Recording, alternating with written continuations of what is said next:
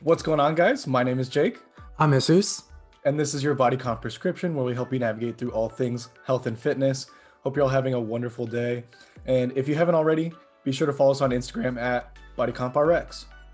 Today, we're talking about cheat meals. Okay, so this episode is going to be a little bit more fun, hopefully, and a little less sciencey, but nonetheless, it'll still be educational, helpful for you guys, because we know that a lot of people are curious about this stuff. You know, it's something that we all do. Some of us do it a little bit more regularly than others, but it's definitely something that we all think about. And if you're a little bit more new to fitness, dieting, and all that kind of stuff, you were probably wondering how often you should be doing them. Are there even any benefits to it? Are there any, cons to it? All that good stuff. So I figured that's what we should talk about today, because it'll help you guys out and we don't have to worry about a whole bunch of science going into it. So before we start, I do kind of want to mention that the phrase like cheat meal should kind of be reserved for people who are dieting. Like they're like, you're in the middle of a diet, or you're regularly monitoring your nutrition on like a daily basis, like you're tracking your macros, you have some sort of regimen that you follow on a daily, weekly basis. Because otherwise, if you're not doing that, it's not really a cheat meal. So if you're doing it all the time, it's not really considered a cheat meal. That's just a meal. So I just wanted to throw that kind of disclaimer out there to make sure that we're using the term cheat meal like properly. You know what I'm saying? So why don't we get started by kind of defining what a cheat meal is? So Jesus, if I had to ask you like to define a cheat meal, like in your own words, like what would you say? Like what would you say about a cheat meal? Yeah, you kind of said it earlier, you touched upon it. I think a cheat meal is anything that's very different than what you normally eat. And so if you're on a diet and you're normally eating, maybe 500 less calories per meal, but this one meal, let's say you're going out for lunch or you're going out for a night with the friends and you want to have something like maybe a burger or double cheeseburger, right? That ain't 500 calories or under. And therefore I would consider that a cheat meal, because you're doing something that's against your meal or weekly regimen. Okay. Yeah, definitely. I think my definition is very similar. It's just like, it's basically just any deviation from what your normal day-to-day looks like, right? So when I think of cheat meals, I generally think of like foods that have higher fats, higher carbs, not necessarily higher protein, because usually when you have a cheat meal, you don't want tons of extra protein, because one, it's more filling, and generally fats and carbs are the ones that taste better. Ooh, excuse me. They're the ones that taste better. So, and again, when I think of like cheat meals, I think of like fast food. I think of like sit down meals or like desserts or something like that. Not that you can't make your own cheat meals at home, because I know there's some really like good cooks and, bakers and stuff out there that like can make their meals really hearty and not exactly macro friendly. But yeah, when I think of cheat meals, that's usually what I think of. Is that the same for you? Like, sit down meals, fast food, all that kind of stuff? Yeah, I mean, because to be honest, if you're, on a straight diet, right, whether you're trying to bulk or cut, usually it's not very friendly to eating out. A lot of times, if you want to do it efficiently, you have to pretty much cook at home. There's some places you could go eat where it kind of helps you, but it's kind of very hard to do that. So I think anything that's literally eating out, whether it's like you said, dessert or for any of your meals, I consider that a cheat meal. Yeah. Okay, cool. Now that we know what a cheat meal is, do you think of like objectively, in your opinion, or sorry, I guess subjectively, not objectively, do you think cheat meals are good? And then just kind of like back it up a little bit. Like, why do you think it's good, or why do you think it's bad? What do you think? So I think I kind of learned this the hard way. So I just want to preface that before saying my answer. My answer though is I think cheat meals are good, but Okay. like I've always said, there's always a time and place for cheat meals. I don't think a cheat meal should be done every week, maybe necessarily, but I think the Okay. time where it comes into play, in my opinion, would be when you're plateauing, or maybe even when you're finding yourself um, stuck in your diet, because it's becoming hard and it's starting to get to that gray area where it's not necessarily enjoyable because you're trying to struggle, Mhm. and maybe it's your last few weeks on your cut or your bulk, and you need something to kind of like just push you, get you over the hump, kind of, I like to say, kind of like restarting you. So you said that you think that they're good. What like what makes you think that they're good? Just because it's kind of like a tool to help you when dieting, or like, because you said you had to learn the hard way. So like what it kind of sounds like you're a little bit fighting yourself on the answer. So what, like, Mhm. why do you think cheat meals are good then? So, like I said, when you're like at this plateau area, I think that's where it would be beneficial. There Okay. was a time where I was cutting and I saw no progress for almost like a week or two, right?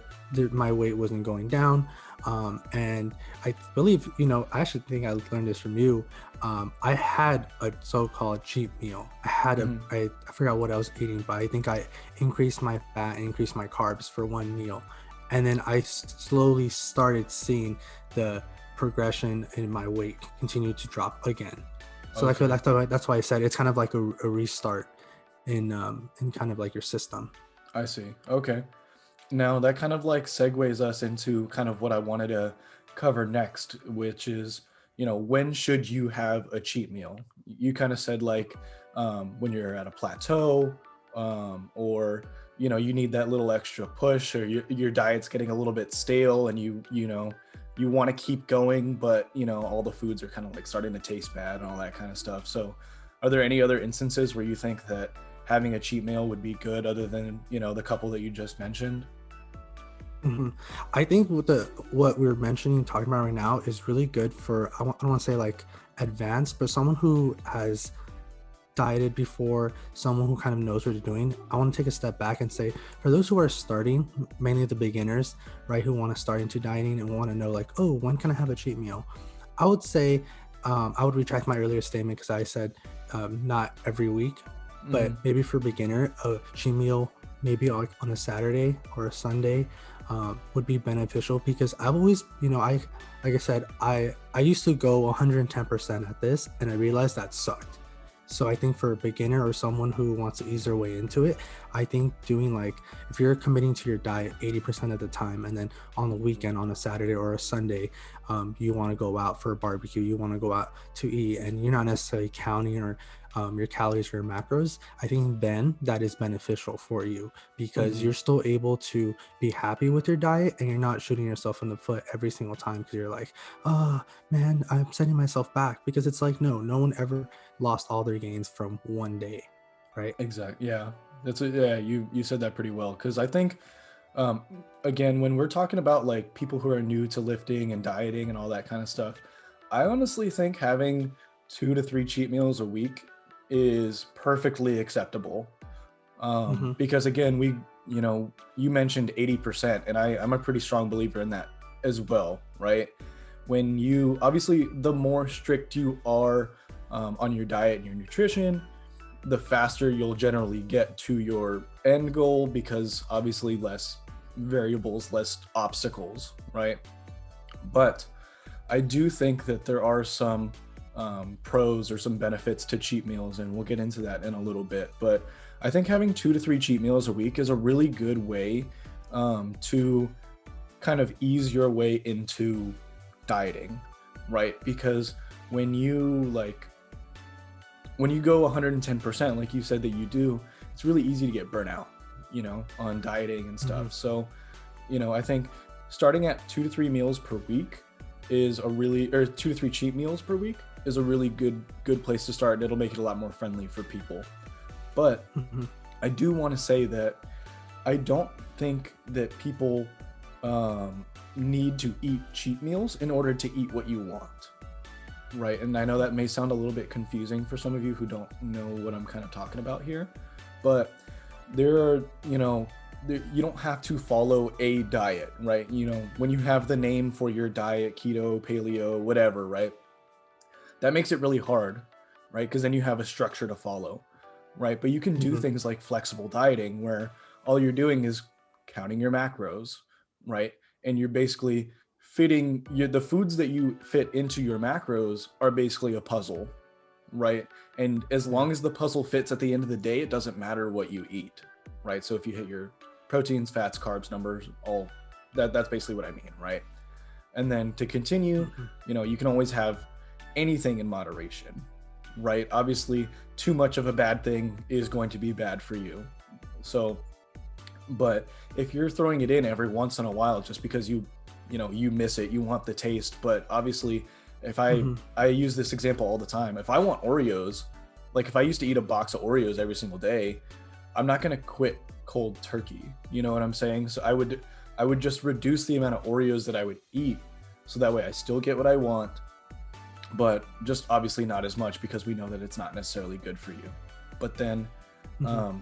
the last thing that I want to say here before we move on is that alternatives and being creative in the kitchen is what is going to really help you out here and feel the need, or sorry, fill that need that cheat meals provide, right? So I Yeah. like cookies, right?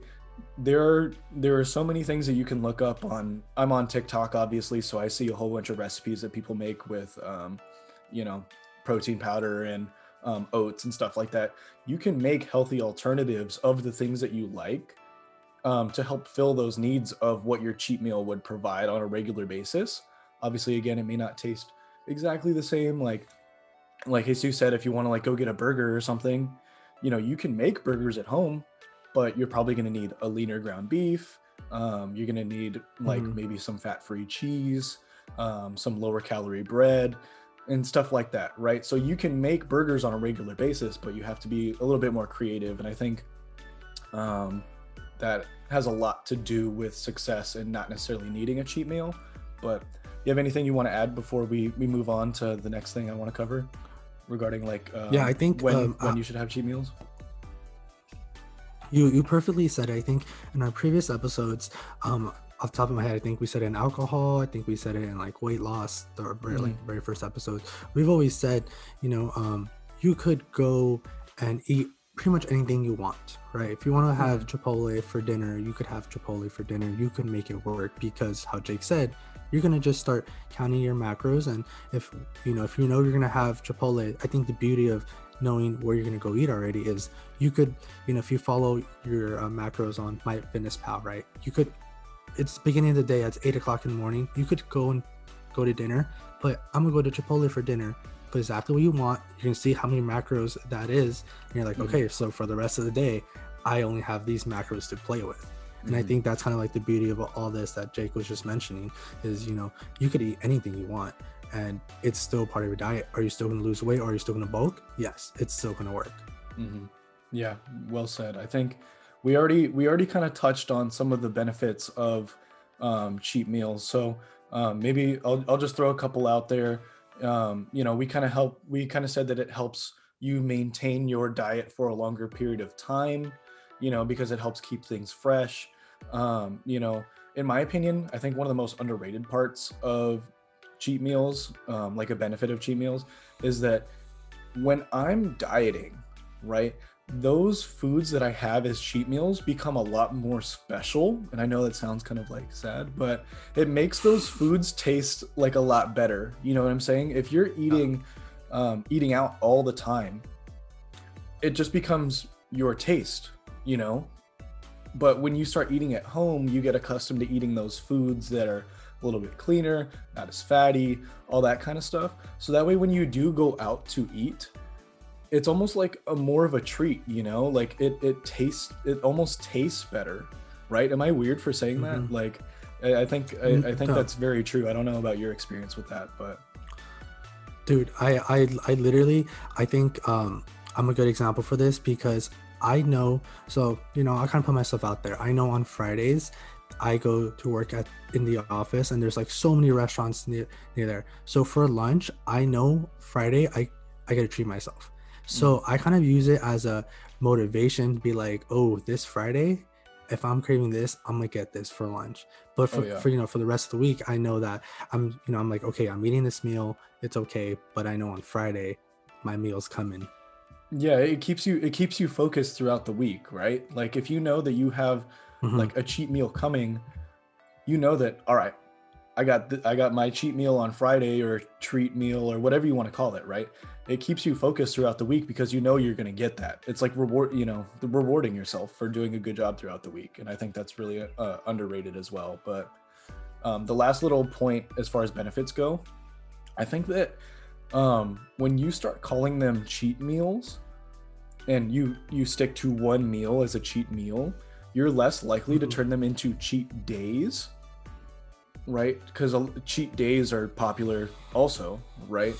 But I Yeah. think cheat days are a little bit more harmful than cheat meals because some people just completely throw it out the window, right? And they're just like, Hmm. oh well, I'm gonna go get a fat stack of pancakes for breakfast.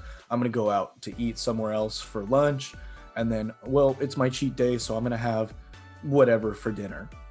And I think that's when Hmm. people get into trouble a little bit. So speaking of trouble, um, are there any cons that you can think of for cheat meals? Like if you had to think of any like negatives, any, again, cons for cheat meals, you have anything that you can think of? Yeah, you literally said it a few seconds ago. When people turn it cheat meals to cheat days, and then Mm-hmm. I'm even go one step further is they think because they had the cheat day, it's all ruined. And I feel like some people, saying they don't have a cheat meal, but then have it turn into a cheat day, and then they're like, well, there goes all my gains I had for the last 4 weeks, and then they kind of scratch everything. They're like, yeah, I can't go back to that. Yeah. Sorry, there's a chopper. But yes, so I think that's my biggest like concern about that is when people say like, we're saying it's really good to have a cheat meal, but when you turn that into something that's going to ruin everything or your last few weeks, I think that's just kind of the unfortunate part about it. Yeah, for sure. I think that's very common for sure. I think I have a couple of things, right? One, I think we know that cheat foods can be kind of addicting, right? Because they taste really good. So sometimes you kind of fall into that trap a little bit. So you got to be careful. That's one. And then I think two, which is not talked about at all, and why I wanted to bring it up, is that when you eat less harsh foods, right, aka not eating out as much and having less cheat meals, right, your stomach gets acclimated to the better foods for you, right? So when you do go have a cheat meal, your body doesn't react the same way that it once did when you ate it all the time. And I think everyone that has been through a dieting phase and cut out cheat foods for a majority of it, and then they finally go out to go get their burger or whatever they want, they're like, oh man, my stomach doesn't feel as good. Technically, that's a good thing, right? Your body getting acclimated to better foods for you because they're not as harsh, right? It's technically a Mhm. good thing, but it is something that no one really talks about, because it makes you almost want to cheat less Mhm. because you know that your stomach may not act the way you want it to. But Mhm. cool. I want to finish this up with a fun little game of this or that when it comes to cheat meals. So I'm going to give you some generic cheat day foods, right? And then I just want you to pick one or the other, and then just tell me where you would, based upon which one you would pick, where you would get it from. Does that make sense? Okay. Okay. Cool. I figured this would be cool for everyone to kind of figure out what we would pick and get to know us a little bit better because you can learn a lot about these things. Okay, so we'll start off nice and easy. Burgers or pizza? Which would you pick? I would, if anyone knows me, pizza has my heart, right? Special All place right. heart. Where But from? I think I would choose. Oh, I was actually gonna Oh. say burger though. I was actually Oh. gonna say burger. Where from? Yes. Eh, Okay, Veggie Girl. Have you ever been? Veggie Girl has really great plant-based protein burgers that are so good. You hear me out. You're gonna think like, ooh, just like a plant-based protein, and but when you try it, I promise you, it tastes like just regular meat, and it's just as satisfying. Okay. All right. Cool. Yeah. I Well, what think about I you? would. I think I would pick pizza. To be honest, I feel like I can never say no to pizza. And I'm a pretty simple person. Some Costco pizza sounds good sometimes. So that's it. I know there's some diehard Toppers fans out there, but you know, I'm gonna leave that be. You can argue with us in the comments, okay? All right, let's go. Cookies or donuts? You go first. I want to hear yours this time. Oh, this is easy. This is cookies for me all day. It's either Nestle or Mrs. Fields all day. I was gonna say cookies as well. Any double chocolate chip cookie, that's mine. That's my go-to. All right, cool. Cake or ice cream? Ice cream. Every Ice cream from single where? day. Ice cream. Cold Stones ice cream. You ever had Cold Stones? Oh man. That is the right answer. I also picked ice cream, and I also would pick Cold Stone. All right. Let's heat it up a little bit. Korean barbecue or sushi? Oh, okay. I like to preface that I recently got into sushi, right? Don't judge me, but this is a new endeavor for me. But unfortunately, I would still choose Korean barbecue. Korean barbecue, it just hits different. It's for a good time. Usually you're with friends and All right. I would pick sushi. I'm a pretty big sushi guy. I don't really have a place. My standards are pretty low when it comes to sushi, but if it's all you can eat, I'm all in. So I'll do one last one really quick. This is a really good one. Pancakes, waffles, French toast. I'm gonna say pancakes. Specifically chocolate chip pancakes or blueberry pancakes. Okay. And if in perfect world, if you could blend both. I would probably, so there's this place out here in LA Jake introduced me to many years ago. It's called The Griddle. Ever since then, I literally have dreams about it. Sometimes when I'm craving a pancake, that's where I want to go. It's true. I'm definitely a pancake person. Also, The Griddle in Hollywood. If you're around here, do yourself a favor and go to The Griddle, okay? You will not be disappointed. But no. All right, cool. Before we wrap it up, I got one last question for you. If you could have only one cheat meal, what would it be? If I could have one cheat meal,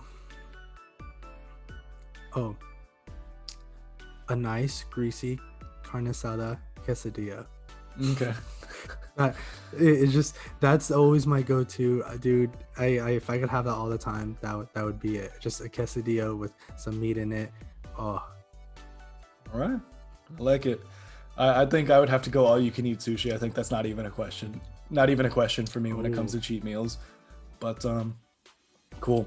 All right, that just about wraps it up for today's episode about cheat meals. We hope this answered some of your questions regarding cheat meals by, going over some of the pros and the cons, all while learning a little bit about us and what we like to do for our cheat meals. Let us know down in the comments what your go-to cheat meal is. We'd love to see what you guys would pick. But with that being said, we hope you enjoyed, and thanks for listening. But until next time, guys, peace. Peace.